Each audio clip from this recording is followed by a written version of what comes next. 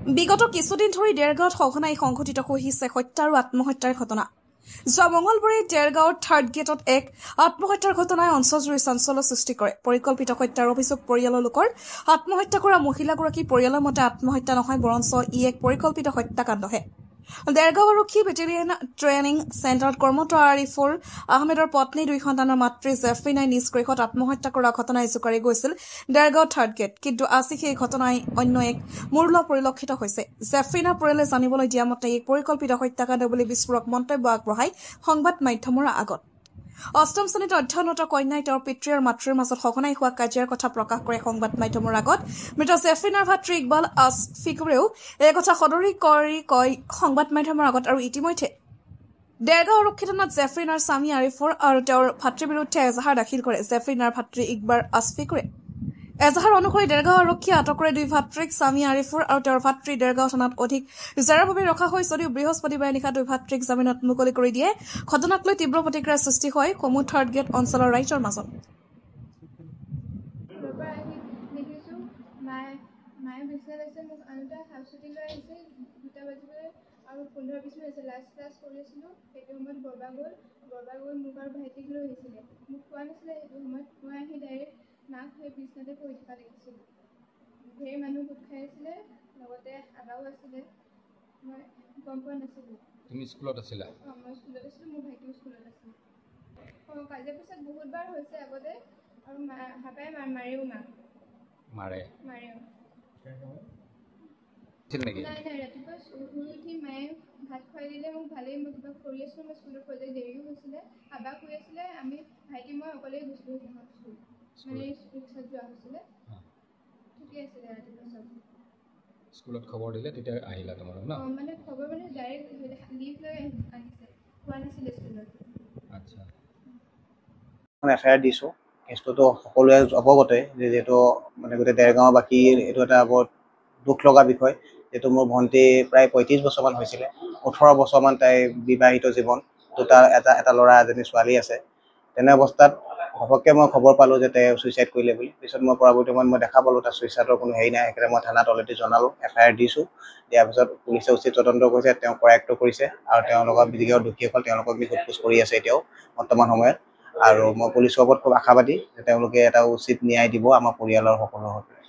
হয়, সেইটো মানে ময়ো প্ৰথম অৱস্থাত যেতিয়া দেখিছিলোঁ, মইতো মুখখন চাইছিলোঁ, মই গোটেই সৰ্বশৰীৰ চোৱা নাছিলোঁ। পিছত যেতিয়া পুলিচ আহি পেলাই চালে, তেতিয়া দেখা পাইছোঁ যে ভৰিখনো বান্ধা আছিলে। তেতিয়া ছোৱালীয়ে ওচৰৰ মানুহ এজনে সাক্ষাৎ দিছে যে তেওঁ মানে ভৰিখন ভাঙিছিলে বুলি। তেতিয়া সেইখিনি বাকী পুলিচে তদন্ত কৰিব। মই সেইখিনি পুলিচৰ ওপৰতে এইখিনি এইটোতো মানে যিমানে দেখিছে, এখন ফেনত এডাল বাঁহৰ ওপৰত এখন ফেনত যে 90 কেজি প্লাছ, ডক্টৰে কোৱা মতে প্ৰায় 1 কুইণ্টেলৰ ওচৰা-ওচৰি ৱেইট থকা মানুহজনী, তেওঁ হয়তো সম্ভৱ নহয় এখন ফেনৰ ওপৰত তেনেকৈ ওলমিব পৰাটো, আৰু এডাল পাতলা ৰছী। আমি বিশেষকৈ নাজানো বেংকত তেওঁ কি পইচা আছে। তেওঁ ছোৱালী যিহেতু তেওঁ মোৰ হেৰিতে আছে, তেওঁ ক'লে যে মোৰ মা একাউণ্টত পইচা অলপ আছে, চ' মা একাউণ্টৰ পইচাখিনি আপোনালোকে মা একাউণ্টটো বেলেগে সৰলৰূপী কৰিব পাৰে, কাৰণ যিহেতু তেওঁৰ ATM আমাৰ হাতত একো নাই। তো আপুনি পাৰিলে মামা আপুনি একাউণ্টটো এবাৰ বন্ধ কৰি দিয়ক বেংকত গৈ। বেংকলৈ আমি যোৱাত বেংকত দেখা পালোঁ যে তেওঁৰ একাউণ্টত মাত্ৰ 200 টকা আছে। মানে 18 তাৰিখে তেওঁ 19 তাৰিখে হেৰি হৈছে, 18 তাৰিখে গোটেই পইচাখিনি তেওঁ তাৰপৰা ট্ৰেন্সফাৰ কৰি UPI কৰি উলিয়াই আৰু ট্ৰেন্সফাৰ কৰি পেলাই শেষ কৰি পেলাই 200 টকা থৈ দিছে। উচিত শাস্তি প্ৰদান কৰক, দোষীক উচিত শাস্তি প্ৰদান কৰক, কাৰণ কেলে আজি এনেকুৱা আৰু বহুত জেগাতে এইটো এনেকুৱা অপৰাধীক মানে উচিত শাস্তি পালে অপৰাধীটো সাম কাটিব, নহ'লেতো এনেকুৱা এটা উৎসাহ পাব যে যিটো অপৰাধী আজি অপৰাধ কৰিছে, 2টা ল'ৰা-ছোৱালী থকা মানে ল'ৰা-ছোৱালীক এৰি পেলাই মাক এনেকৈ যিটো হত্যাকাণ্ড কৰিছে, মই ভাবিছোঁ হত্যা বুলিয়ে ভাবিছোঁ। পুলিচে তাৰ উচিত হেৰি কৰিব, জনাব আমাক। পোষ্টমৰ্টম ৰিপৰ্টো আমাৰ ওচৰত বৰ্তমান হাতত নাই, আহিলে আমি গোটেই পৰৱৰ্তী সময়ত গোটেইখিনি বস্তু গম পাম। তেতিয়া মানে উচিত শাস্তি প্ৰদান কৰক। আৰু অনুমান মানে এতিয়া বিশেষকৈ আমিতো বিশেষ একো নাজানো, কাৰণ ছোৱালীজনী বিয়া হৈ গৈছে, পিছৰ মানে অলৰেডি তেওঁ মোৰ ভাগিন মানে মোৰ ভণ্টি ছোৱালী, তেখেতে অলপ কোৱা মতে পাপাই বহুত ৰাতি দেৰিলৈকে মোবাইলত কথা পাতি থাকে, মেছেজ চব মোবাইলত ডিলিট কৰি দিয়ে, পাছৱৰ্ড দিয়ে, আৰু আমাৰো মোবাইলটো মানে কেপচাৰ কৰি ৰাখে।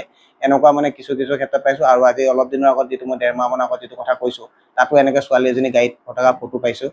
সেইখিনিয়ে গম পাওঁ। বাকী এতিয়া পুলিচে এইখিনি উচিত তদন্ত কৰিব বুলি মই আজি গম পোৱা মতে এই ভাগিনে কোৱা মতে যে তেখেতক বহুত অত্যাচাৰ কৰে, মাৰধৰ কৰে, বুট জোতা পিন্ধি বুৰ মাৰিছে বুলি কৈছে, দা লৈ খেদিছে বুলি কৈছে, ঠাণ্ডা কালি বাহিৰত উলিয়াই থৈছে বুলি কৈছে। এইখিনি কথা তাই আজি কৈছে। কাৰণ আগতে মই কৈছোঁ তুমিতো আগতে মোক কথাখিনি জনাব লাগিছিলে, বোলে মায়ে ক'ব নিদিয়ে। তাৰমানে মোৰ ভণ্টি নিজে বিয়া হোৱাৰ কাৰণে এইখিনি কথা মানে ভণ্টিয়ে ক'বলৈ মানে আমাক বেয়া পাইছে, যাৰ কাৰণে তেওঁ মানে নক'লে। এতিয়া মৃত্যুৰ পিছত কথাখিনি আমি গম পাইছোঁ। এই যিটো ঘটনা হ'ল বৰ মৰ্মান্তৰ ঘটনা কৈছে, যিটো ছুইচাইড বুলি ওলাইছে, আমাৰ ডাউট আছে যিটো ছুইচাইড নে মানে মাৰ্ডাৰ। গতিকে আমি অনুসন্ধানটো কৰিবৰ কাৰণে দিয়া হৈছে, ফৰেনচিক লেবৰেটৰীটো মানে এইটো বস্তু পঠোৱা হৈছে আৰু গোলাঘাটলৈ প্ৰথম পঠালে পষ্টমৰ্টেমৰ কাৰণে, তাত নকৰি আকৌ গোলাঘাটলৈ ৰেফাৰ কৰিলে।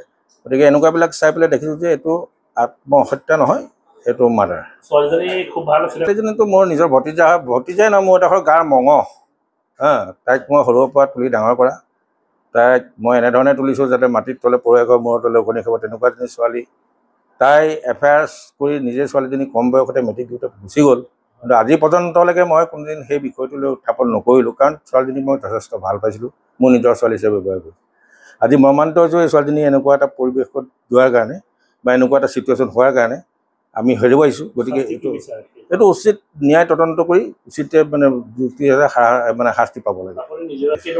তেনেকুৱা এটা পৰ্যায় বৰ্তমান হৈ আছিলে। আমি আৰক্ষী মহোদয়ৰ ওচৰত অৱগত কৰাৰ পাছত বস্তুটো এতিয়া ফাষ্ট হৈছে আৰু যিকেইজন সদস্য আমি এফআইআৰ দিয়া হৈছে সেই গোটেইকেইজন এৰেষ্ট হোৱা নাছিলে আজি কেইদিনত, আজি গম পাইছোঁ যে তেওঁলোকক গোটেইখনকে ধৰি নিছে। গতিকে মই আশা কৰোঁ